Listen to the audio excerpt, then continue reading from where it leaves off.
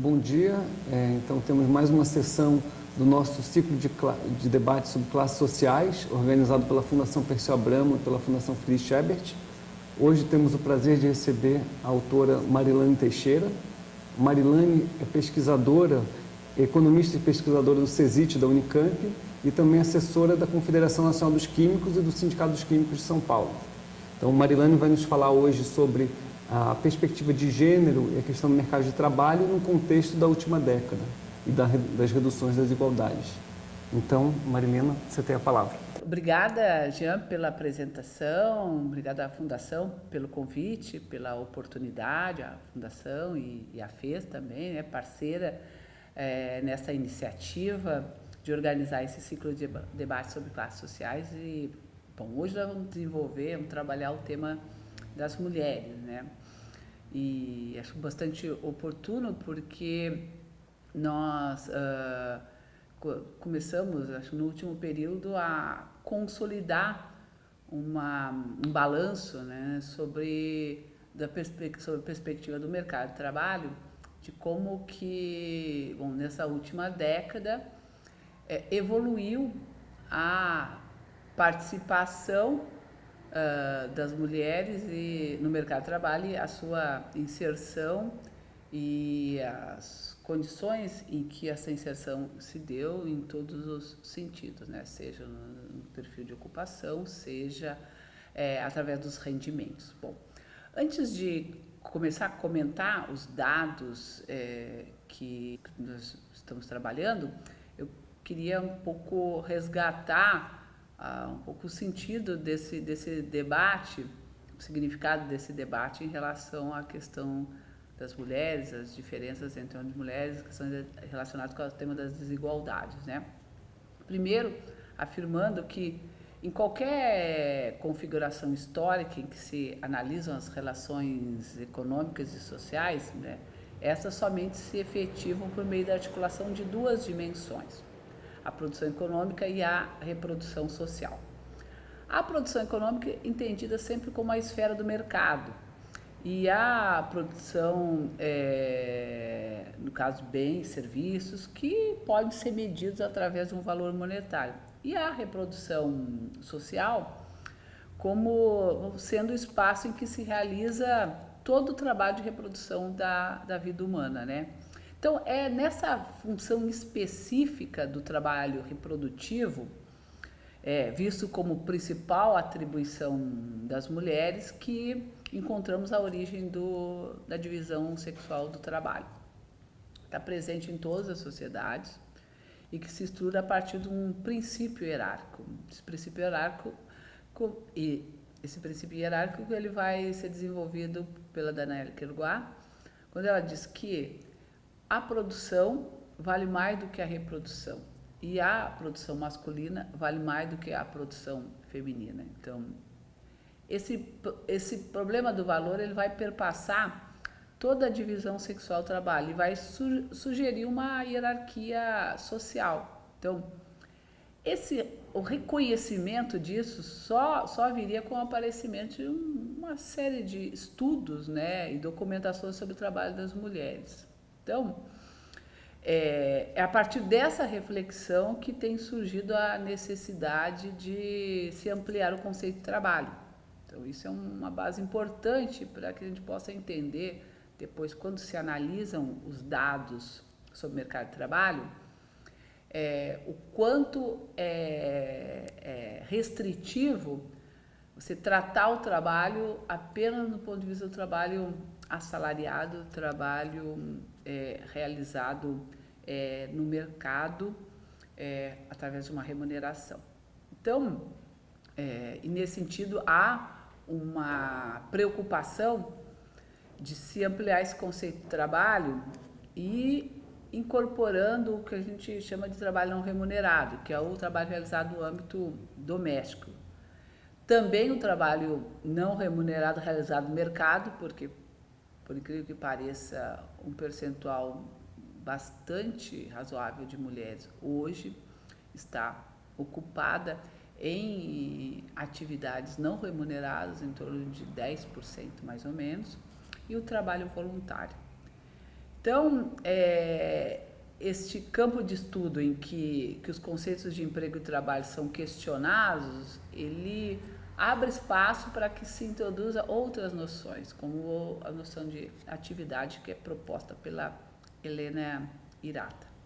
Bom, tanto os estudos econômicos quanto as demais ciências sociais, elas se referem fundamentalmente, quando vão tratar do trabalho das mulheres, vão sempre tratar do trabalho remunerado.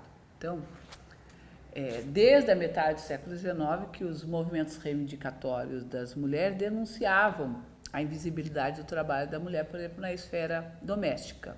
Então, na verdade, as atividades realizadas pelas mulheres no interior dos domicílios, elas não são menos econômicas do que as atividades realizadas pelos homens. Por quê? Porque os bens e os serviços produzidos pelas mulheres são consumidos pelos membros da unidade doméstica, pela família. E as suas tarefas não remuneradas geram renda, ainda que de forma indireta. Elas podem, embora não sejam, não adquiram um valor monetário, mas elas podem ser medidas sim de forma a se obter um valor por elas.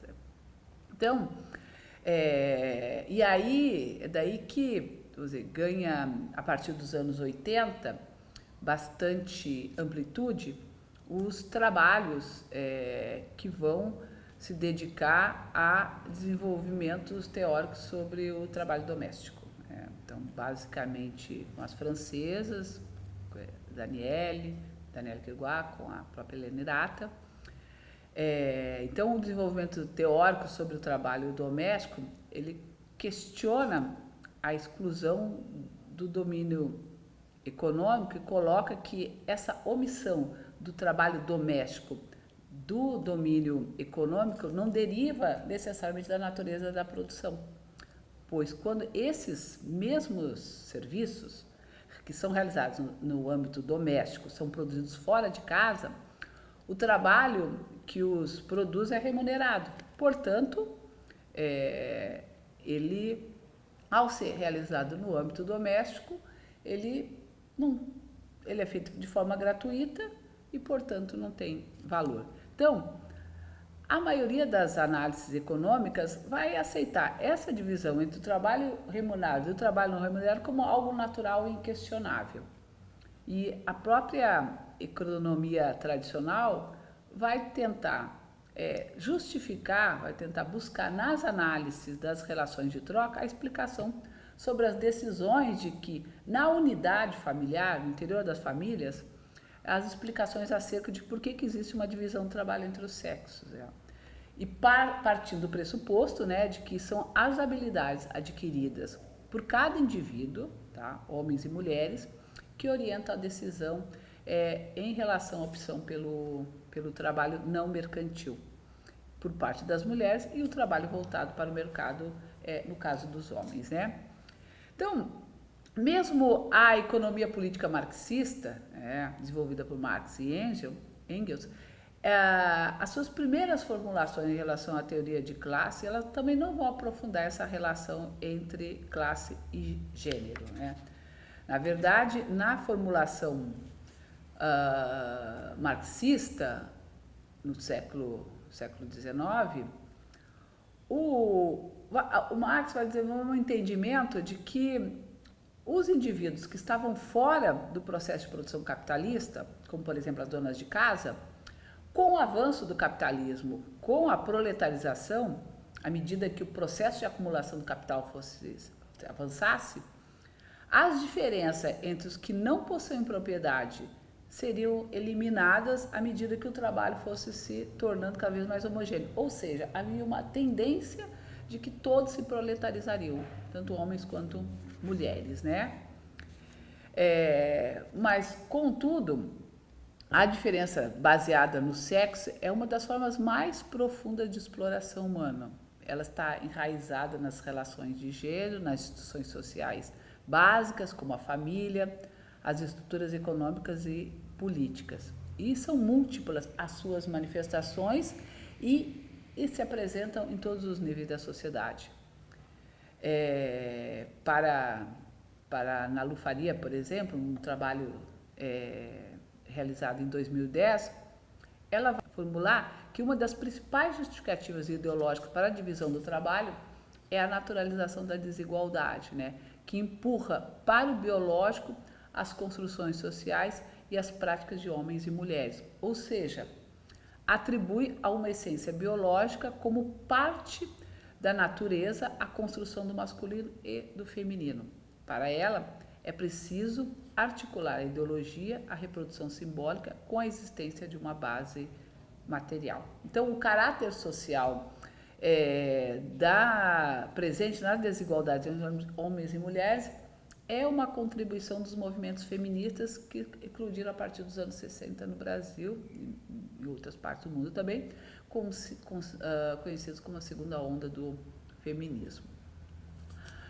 Mas o debate acerca do tema do trabalho produtivo, ou do trabalho reprodutivo, ele já estava presente desde o início do século XX. Na verdade, nós podemos identificar dois momentos em relação ao debate sobre esse tema, no início do século XX e na década de 60, né?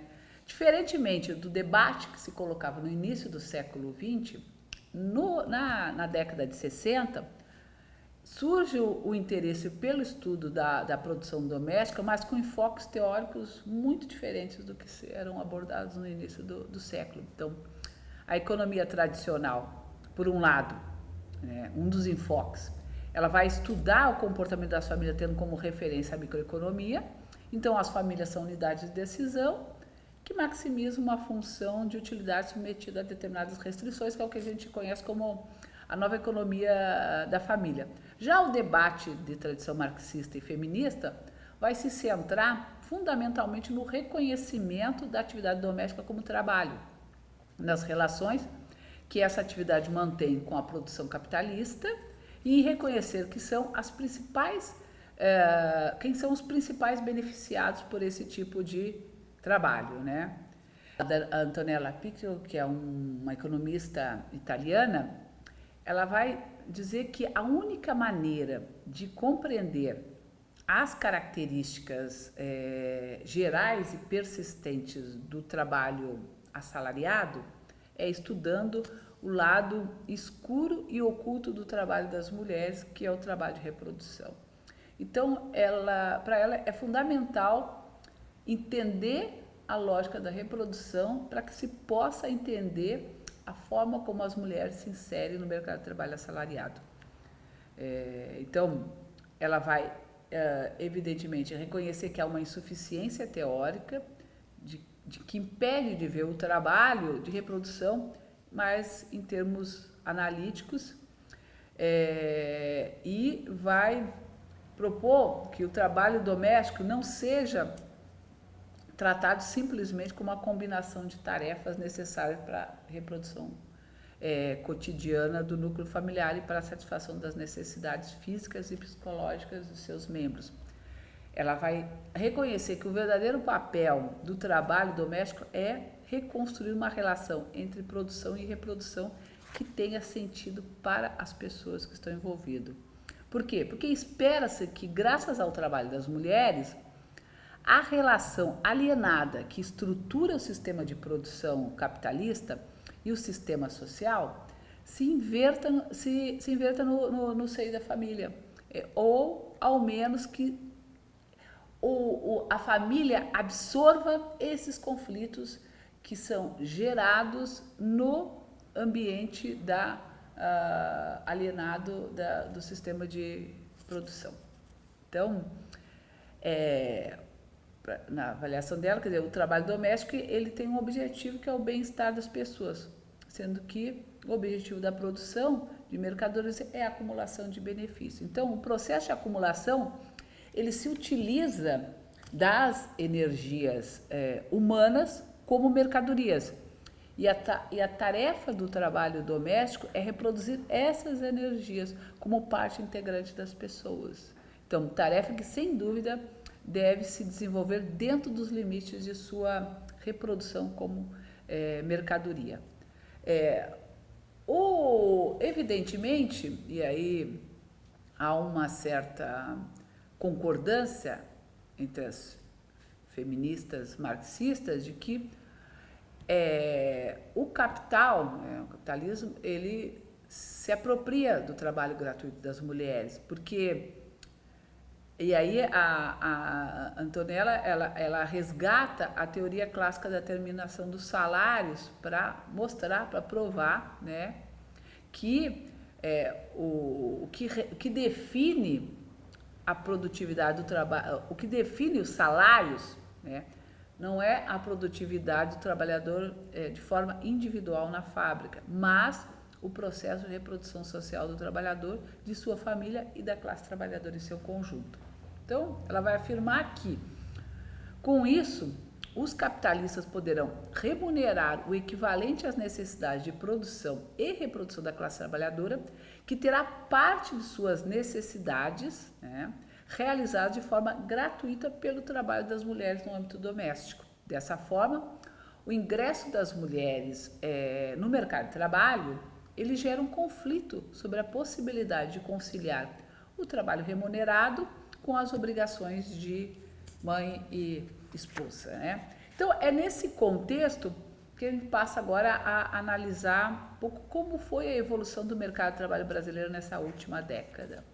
Bem, sem dúvida nenhuma, nós temos um conjunto de fatores importantes que impulsionaram a retomada da atividade econômica nesses últimos 10 anos. Né?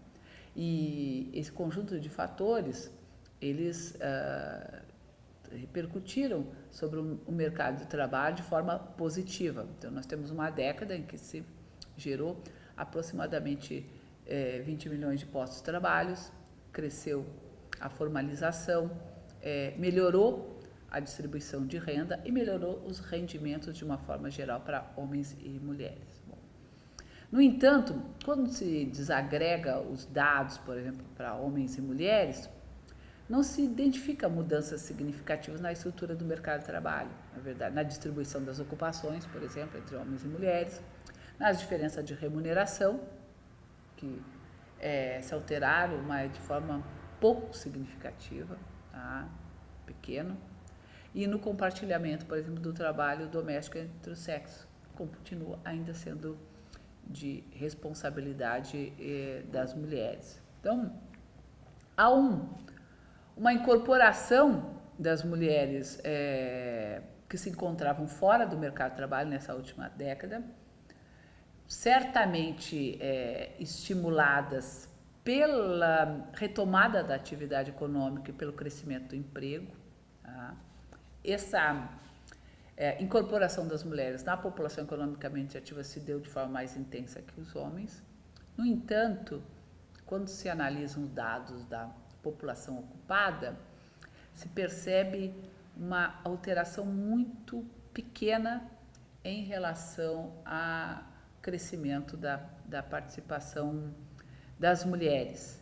Então, significa que esse percentual de mulheres que ingressa no mercado de trabalho, estimulada por uma melhora da atividade econômica de uma forma geral, necessariamente não encontra um trabalho.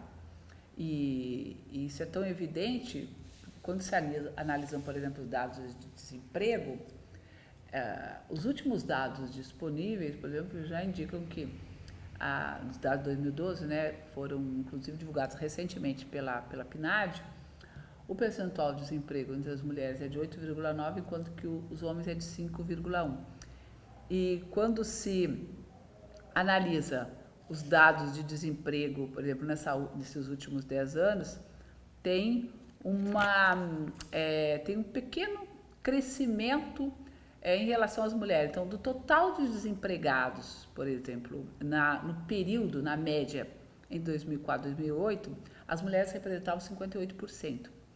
Na média, entre 2009 e 2011, o total de desempregados, as mulheres sobre o total de desempregados representam 59%. É uma alteração pequena, mas ela é significativa numa década, evidentemente, em que a economia cresceu de forma sustentável e o emprego também. Outro dado que eu gostaria de abordar aqui com vocês, que é muito importante, se refere ao que a gente classifica como população não economicamente ativa.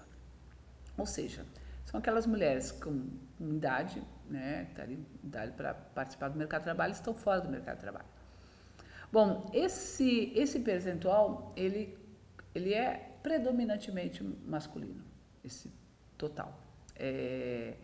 Ele hoje, então, dados de 2011, ele corresponde a 33 milhões de mulheres, enquanto que os homens, em torno de 14 milhões. Então, tem uma diferença de quase 20 milhões, né, a mais de mulheres nessa condição.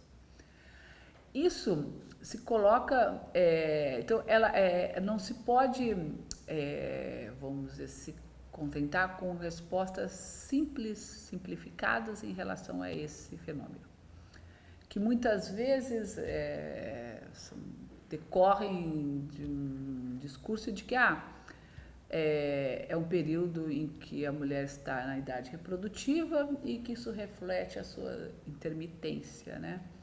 Entra no mercado de trabalho, sai do mercado de trabalho para cuidar dos filhos. Então, não podemos nos contentar com essas explicações, né? A gente tem que buscar outras explicações que de certa forma, contribuem para refletir sobre as reais dificuldades que as mulheres encontram de se inserir no mercado de trabalho, né? E refutar as argumentações que se apoiam na cultura para reforçar a divisão sexual do trabalho e reforçar o papel das mulheres com a responsabilidade do espaço privado.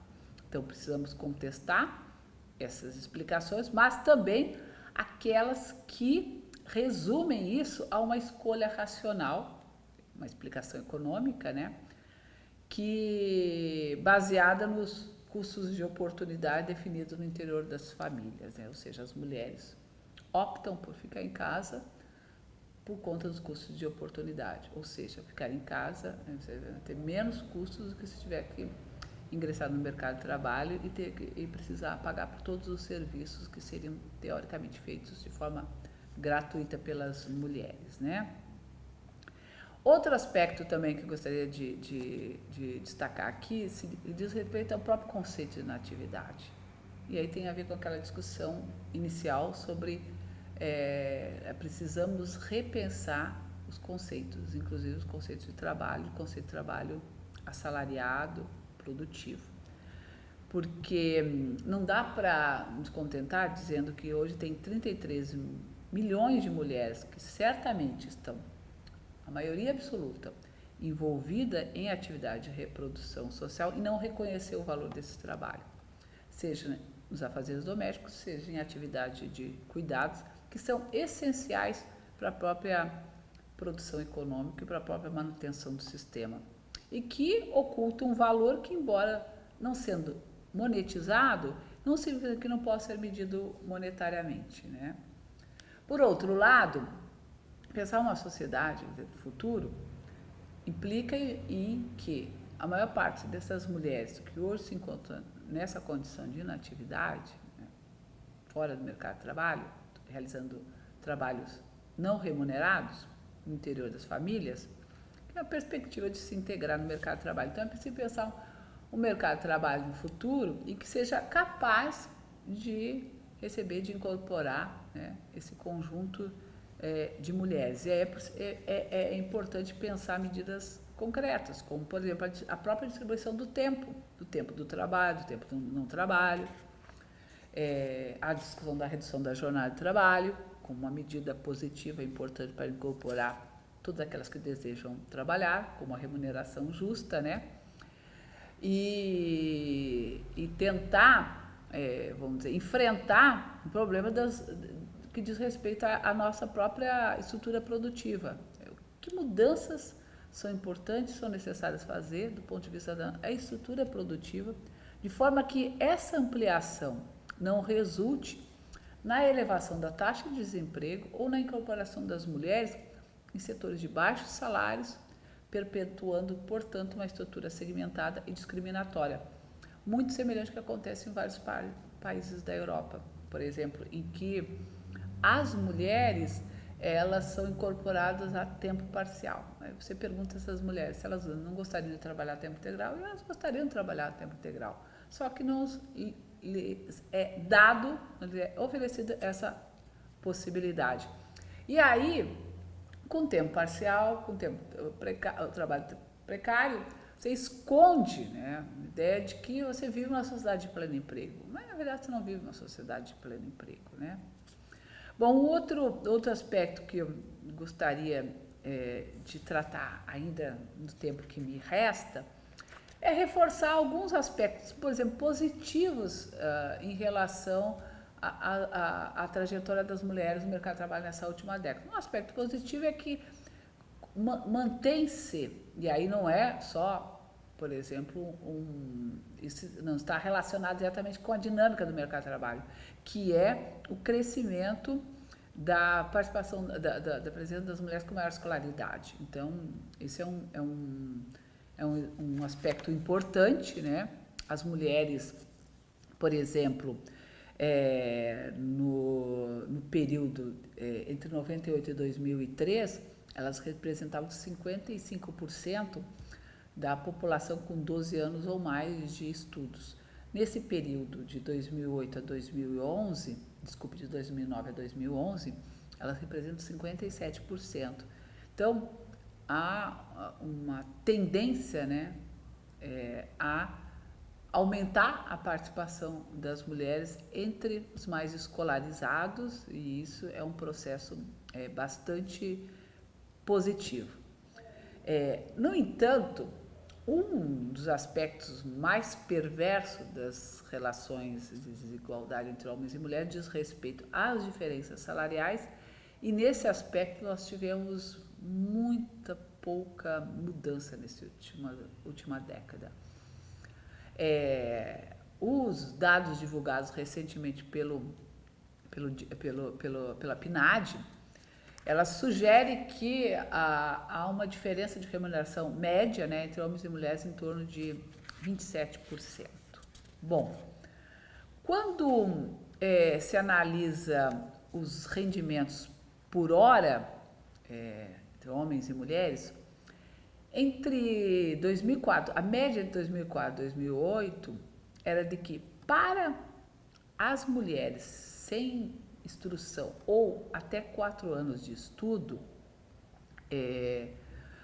os seus salários, seus rendimentos, ora correspondiam a 86% dos rendimentos masculinos. Quando você olha para as mulheres com escolaridade mais elevada, acima de 12 anos, a diferença entre os rendimentos cresce, ela passa para 63%. E isso é um dado bem interessante, né? Precisa ser bastante bem analisado. No período de 2009 e 2011, as mulheres sem instrução ou até 4 anos, os salários delas correspondem a 80% do salário masculino. Quer dizer, quando você compara esse período com o período anterior, aumentou a diferença, porque entre 2004 e 2008 a diferença era de 86%, agora caiu para 80%. Né? Então, ou seja, ampliou as diferenças salariais entre homens e mulheres. Em relação às mulheres com 12 anos ou mais, a diferença diminuiu, ela saiu de 63% para 67%, mais ou menos, 67%, 68%. De qualquer forma, é muito grande a diferença. Então, por isso que é muito importante, quando se analisa os dados em relação às questões de rendimentos, sempre procurar olhar a partir da escolaridade, porque os dados podem sugerir vários aspectos.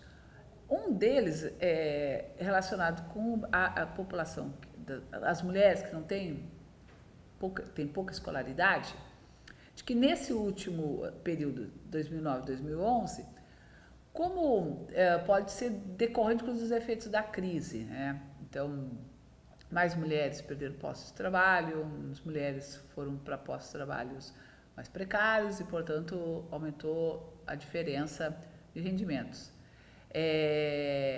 No caso da população das mulheres com mais de 12 anos de estudo, há uma leve melhora e é provável que vamos dizer, as decorrências sejam diferentes das mulheres que têm até 4 anos de estudo e que estão mais vinculadas ao que a gente considera como sendo teto de vidro, né? As mulheres batem um determinado teto e dali elas não conseguem avançar. Então, e isso, infelizmente, é um dado bastante negativo, porque o que se espera é que de uma década que melhorar os rendimentos de uma forma geral para homens e mulheres, onde o emprego se estruturou melhor, onde houve um processo de valorização intensa do salário mínimo e que beneficiou diretamente as mulheres, porque os dados são de que até um salário mínimo são 33,3% das mulheres ocupadas que recebem até um salário mínimo. Até 2 são 66%, quase 67%. Ou seja, 1/3 das mulheres que estão no mercado de trabalho recebe até um salário mínimo. E 2/3 das mulheres que estão inseridas no mercado de trabalho recebem até 2 salários mínimos. Ou seja, qualquer política de valorização do salário mínimo, sem dúvida nenhuma, tem um impacto direto sobre as mulheres, né? E quando se olha os dados globais também, se verifica que entre 2001 e 2012, por exemplo, os rendimentos globais eles cresceram mais para as mulheres do que para os homens. Para as mulheres foi 39%, para os homens foram 30%, certamente em decorrência do aumento da valorização do salário mínimo, né? Que beneficiou bastante as mulheres. Então, e para concluir, eu queria só comentar mais 2 questões. Uma que está relacionado com os afazeres domésticos. Infelizmente, houve muita pouca alteração nessa última década.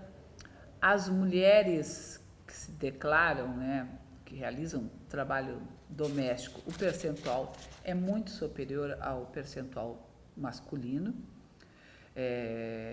E, por outro lado, quando se tenta medir a média de horas gastas com afazeres domésticos, as diferenças entre homens e mulheres também é gritante. Por exemplo, as mulheres se declaram realizar em torno de mais ou menos 20 horas por semana com o trabalho dos afazeres, com afazeres domésticos, enquanto que entre os homens o número de horas é de menos de 10, 9,8. O que implica quando você analisa a jornada global, que é a média de horas no trabalho principal, mais a média de horas gastas nos afazeres domésticos, né?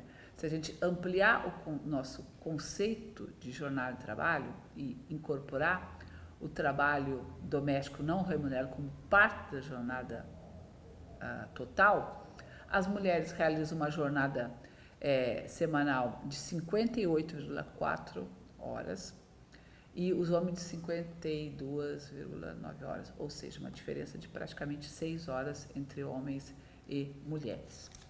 E por último, o aspecto que eu gostaria de comentar diz respeito à distribuição nas ocupações, entre as ocupações. Nessa última década, reduziu o emprego sem carteira, tanto para homens como para as mulheres, só que reduziu mais para os homens do que para as mulheres.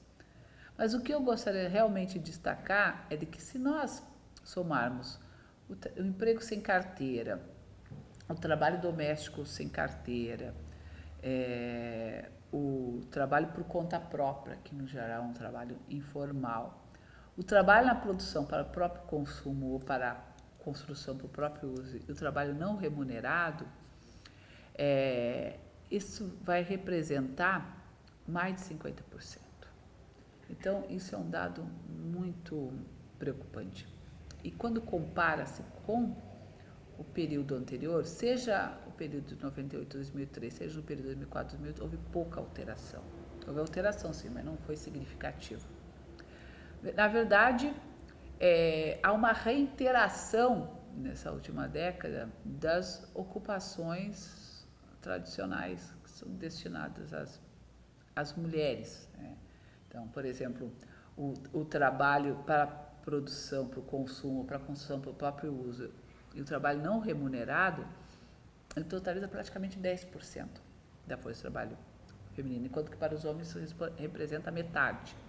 Então, ou seja, tem mais mulheres no trabalho, na produção para o próprio consumo ou na construção para o próprio uso e no trabalho não remunerado que no setor público estatutário, que é de 9,8%. E nessa condição é de 10,6%.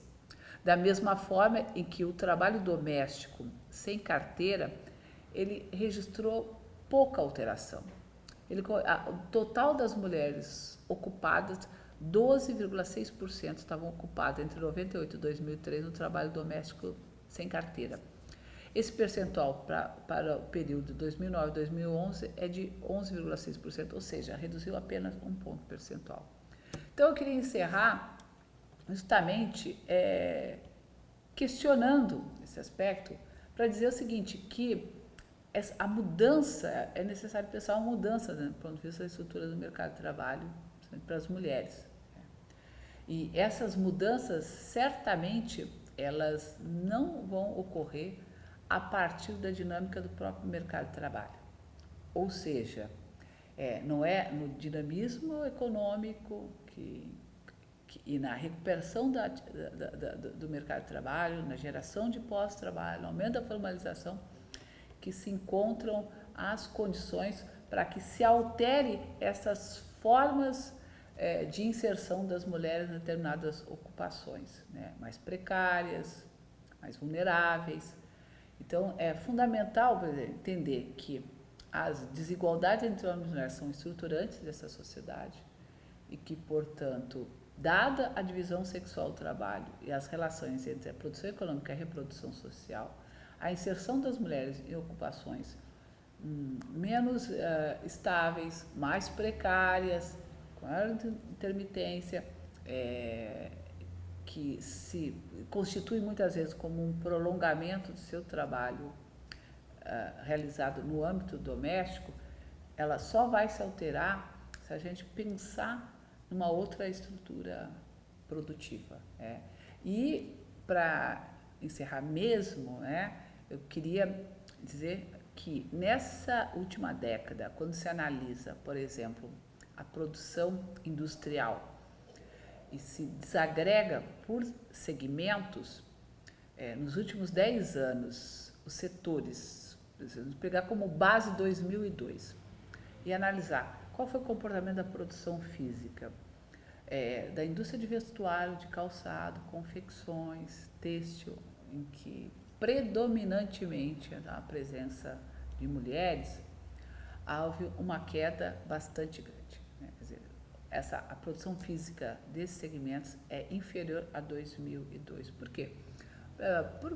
Pelas razões que a gente já conhece. As pressões sobre a estrutura produtiva decorrentes do crescimento das importações, que pressionaram o mercado interno, obrigando a ter políticas industriais para melhorar a competitividade desses setores, e isso afetou diretamente as mulheres, né? Então, por outro lado, quando você olha, vamos dizer, as atividades econômicas que têm um perfil predominantemente masculino, os setores tiveram, vamos dizer, foram bastante favorecidos pelo crescimento da atividade econômica nessa última década, né? Então, por isso que é importante que se pense do ponto de vista da estrutura produtiva. Porque se nós pensarmos do ponto de vista da estrutura produtiva, não vai ser o mercado de trabalho por si só que vai resolver essas distorções. Pensar a estrutura produtiva, mas pensar também políticas públicas, pensar políticas que assegure uma inserção diferenciada para as mulheres no mercado de trabalho. Bom, com isso eu encerro, agradecer a colaboração, a atenção de todos, né? Eu, inclusive, ultrapassei um pouco o tempo que nós havíamos combinado, e agradecer aos telespectadores que estão assistindo a esse ciclo de debates e estão agora, a partir de agora, eu também estou disponível então para o debate e para as questões que vocês desejam formular sobre o tema. Muito obrigada.